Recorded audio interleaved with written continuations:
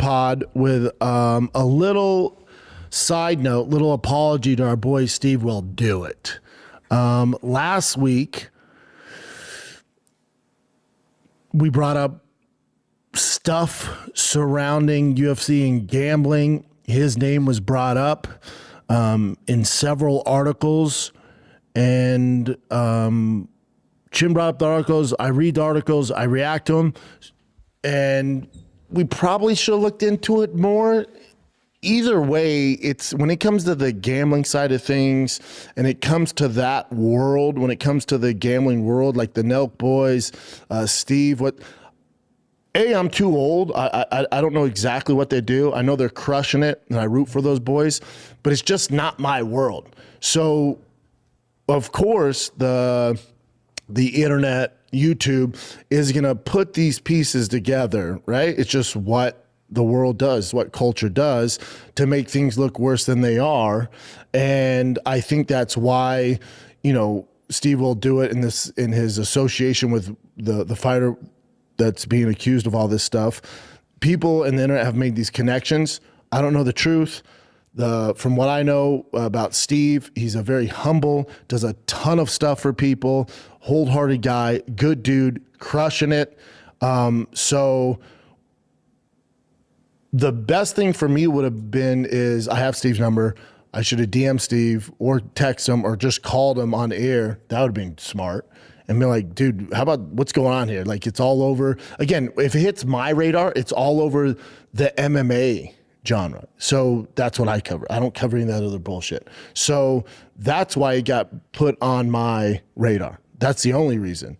But listen, no one knows more so than me that the internet's completely full of shit. Most of the time, they're going for clickbait and stuff like that. I should have done a better job and not even mentioned that stuff. Even though it is a narrative in our fight world, I don't know that world, dude. And I think maybe his fans or my haters sent it to him, or he became privy to it. And, I've said stuff about the Nelk boys before, but this is where you have it twisted. And this is what the internet wants. This is what social media wants. They like drama. They like fighting. When I comment on the Nelk boys, who are absolutely crushing it, when I comment on the Nelk boys or SteveWillDoIt, when I comment on the Nelk boys interviewing, who'd they interview? What big fighter did it? Was it Dana White? They interviewed a big fighter. Oh, Ilia Topuria, stuff like that. Even when they entered whoever it is in the UFC space. When I say, man, I wish they would let a Luke Thomas, a Ariel Helwani have this access, or a Pete Carroll, or Chuck Mendenhall, or some of the actual journalists from our space. That's not saying I'm alluding to the Nelk boys don't deserve this interview, shouldn't have this interview. It has none of that. What I'm saying is, man, the Nelk boys are going to do their thing, and SteveWillDoIt's going to do his thing. And that's great for the sport, and it gets so many eyeballs and brings a younger generation. There's a reason they're there. They have a completely fan base than probably some of the older OGs in the space. You need that. My thing is you can have both. So I'm not saying or criticizing the Nelk boys for interviewing Ilia Topuria or Dana White, any of that shit. Get your bag, boys. I'm cheering for you. What I'm saying is I'm criticizing the establishment, saying, man, I wish they would do the same access to the actual journalists in the sport to get some tough answers to questions that a lot of us have in the space. That's all I'm saying. But the internet, Brendan hates the Nelk boys. Brendan criticized SteveWillDoIt. Nope, you guys are way off. You're way off. There's enough out there for everybody to eat, dude. I've never been that guy. If any of my actual fans follow me for how many years, I'm never the guy that throws hate people's way. It's not what I do. I don't engage in it.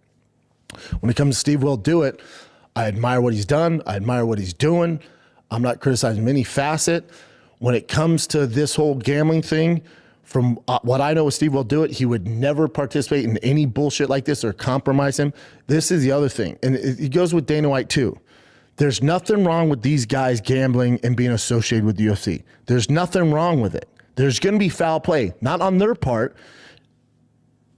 And I think because there has been foul play at a lower level, when it comes to Dana and that whole group, you got to realize how much fucking money these boys are making. They're making money it's unheard of. So if you think a guy like SteveWillDoIt, Dana White, insert any of these big boys in the space, if you think they're going to risk their entire business on an undercard fighter, whether it's buying them a house, any of this shit, you don't know these gentlemen. They didn't get to where they're at and accumulate the wealth that they've accumulated by doing bullshit like that. There's no way. So just off the bat, when I see, oh, Steve did this or Dana did, insert this, and buddy, that's a fun narrative and we'll get clicks online.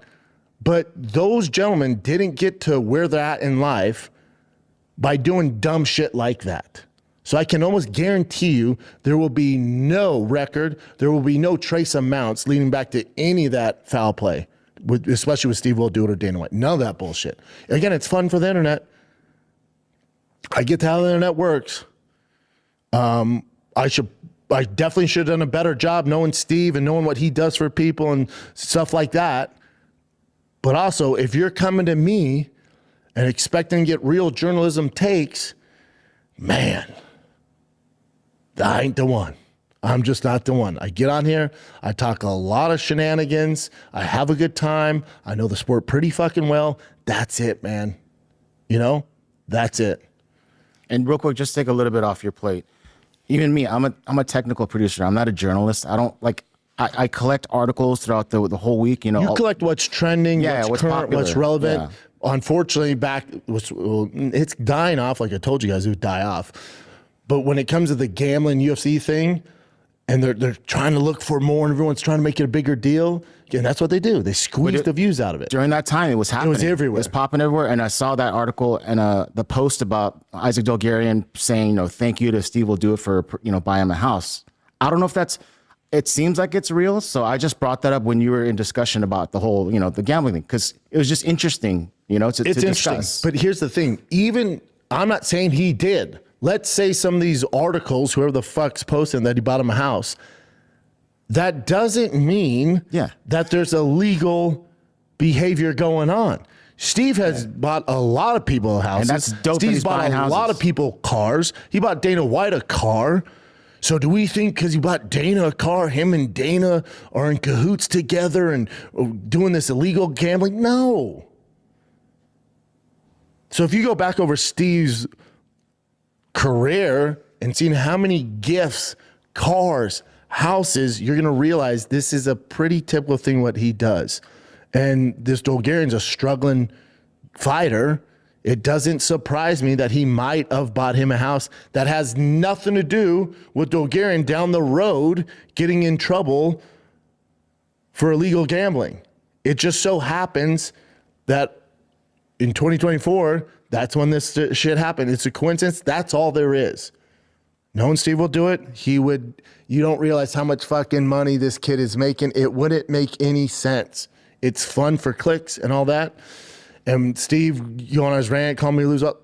I get all that, dude. I'm 41. That stuff doesn't bother me. I deserve it. That's my bad for fucking up. I can't promise it won't happen again. When it comes to you, it won't happen again. I will promise you I make more mistakes.